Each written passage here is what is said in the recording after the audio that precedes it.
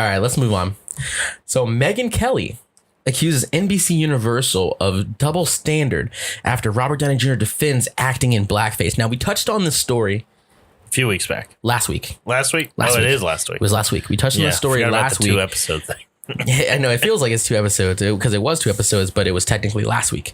So we talked about Robert Downey Jr.'s his interview with Joe Rogan on the Joe Rogan podcast and how he was talking about his role in Tropic Thunder, where he infamously wears blackface.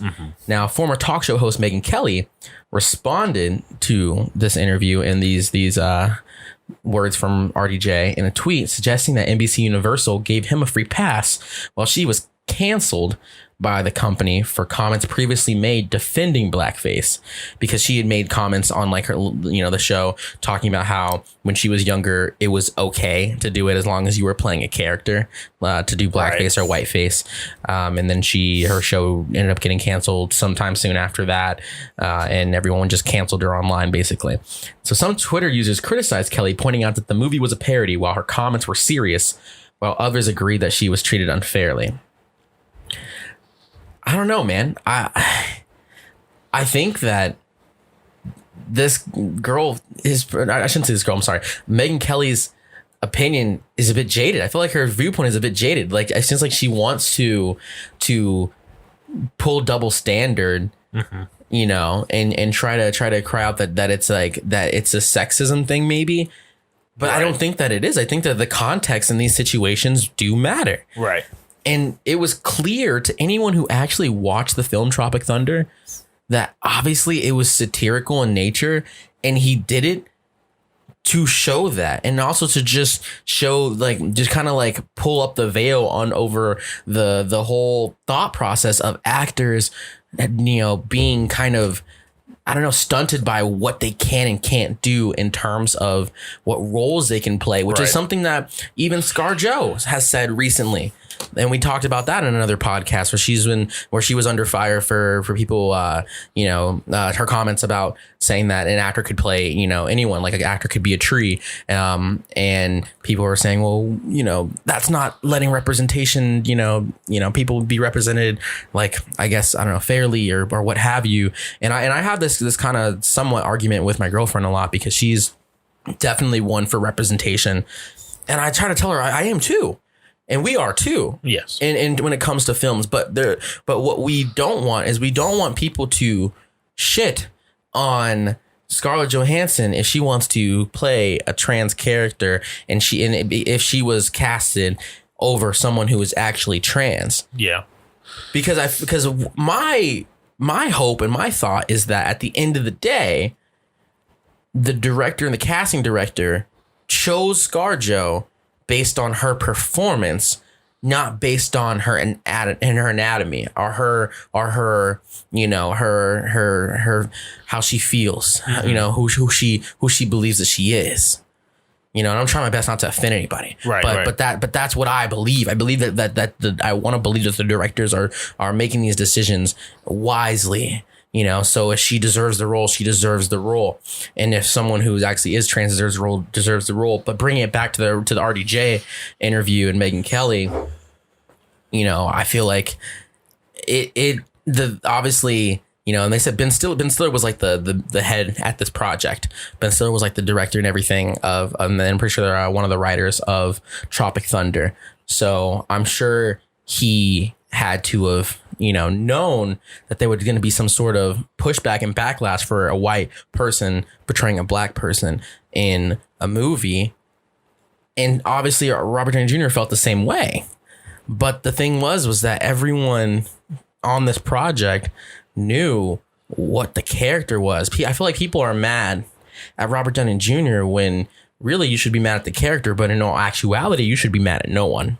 Right. Because it's not Robert Downey Jr. himself. And it's not real. Yeah. It's a movie. Yeah. It's a movie that is trying to be satirical and show you how jaded someone can be. His character was the ultimate actor. I'm the dude playing the dude disguised as another dude. Yeah. He was in the shit. Literally. He was in it. Yeah. The last scene, he's like, I'm not, I can't He remember. didn't even know. He didn't even realize that he was himself. He really thought he was the character. Yeah. Like he thought he was the black guy. Near Armstrong either. I'm not Father O'Malley or something like. Like he starts going through all his roles and stuff like that. Yeah. So it's just like if you watch the movie, you can understand says he's nobody or something like that. I think. Right? He's like, I'm nobody or something, or I'm just something like that. Something like that. So we got the Breakfast Club speaks on this a little bit, and I kind of enjoyed what they had to say about it. So for a little bit more clarity and a different perspective, let's listen to a bit of this. You ready, Ian? Mm-hmm. All right, ready in 3, 2. Angela Yee, Charlamagne the Guy, we all love this club, and again, we have our 76ers gear on. We need to get some little things that says Broskies and Briskies. What are you talking about? Drum has those little things on their mics. Says Broskies. Yeah, that'd be cool. Especially now that we're actually video recording, which we never even acknowledged. But like, hi guys, hello, we're here. Had to get them spin around and show them cheeks real quick. That cheeks is nice. Yeah, to show those cheeks. So them cheeks. Yep. Yeah, the first couple seconds of this is they're just kind of them shit around. Yeah. Shout out to Michael Rubin though. Yep. Shouts out to Angela Yee for still having a sore throat. She's had a sore throat on the show for like a week. The Rumor Report. Really? Yeah.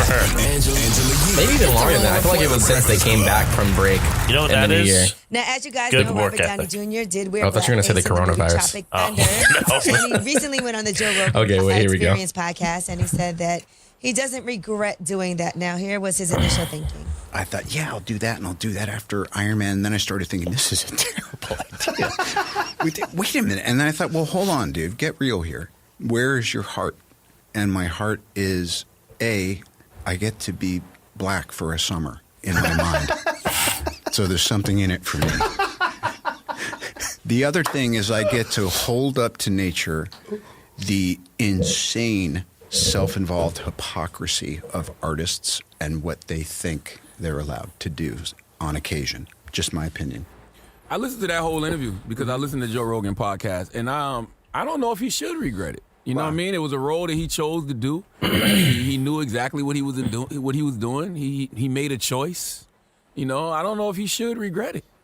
Well, he goes on to say this. 90% of my black friends are like, dude, that was great.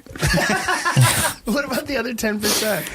I can't disagree with them, but I know where my heart was. There's a you can't please morality everyone. clause here. No, you can't. Can't please this everyone. planet, No. And it's No, that's fine. That's okay. Some people, everyone has the right to their feelings. Psychology is job one.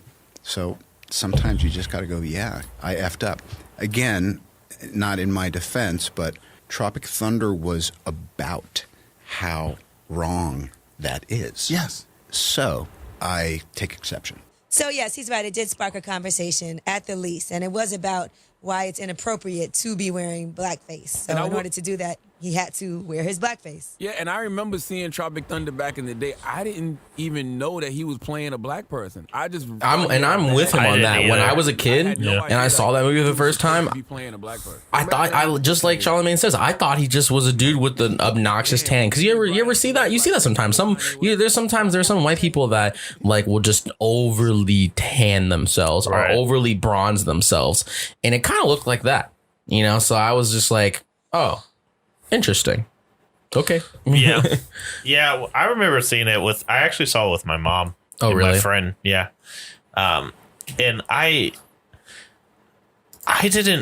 guess it was still like a new concept to me. So I wasn't thinking anything about it. Yeah. I knew about in the past that all this, race shit was happening and all like these people who dressed up as black people in blackface to make fun of them. But I didn't think, for a very long time, I didn't know that he was doing blackface. I didn't think of it at first.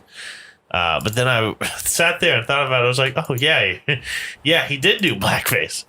But I do agree with the Breakfast Club. Like, I just don't think that the character, it's a sticky situation. That character was meant to show, the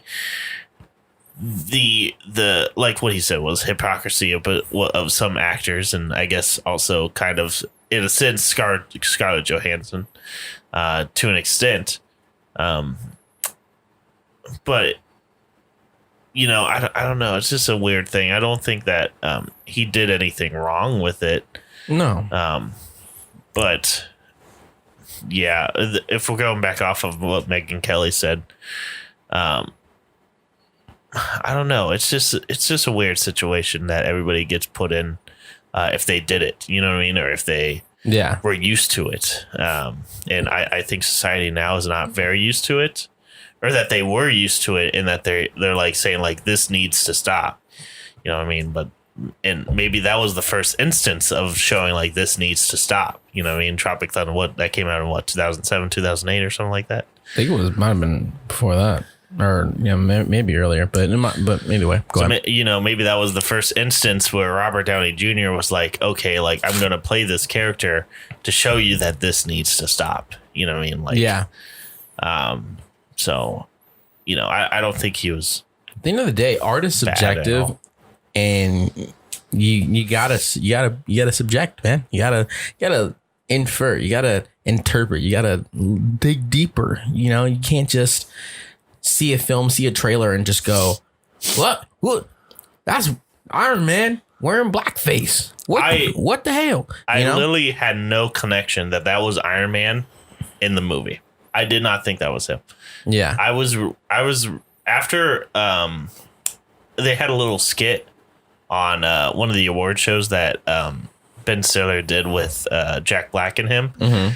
And they were talking about Tropic Thunder, and I was like, what the hell was Iron Man in Tropic Thunder? Like, what did he do? And then he was the dude. I looked him up and I was like, oh shit, that's him. He was the dude playing the dude. Yeah. Disguised as another dude. Yeah. Yeah, it was just, I remember thinking about that. I was like, oh, that's really weird, but okay. Yeah. It was interesting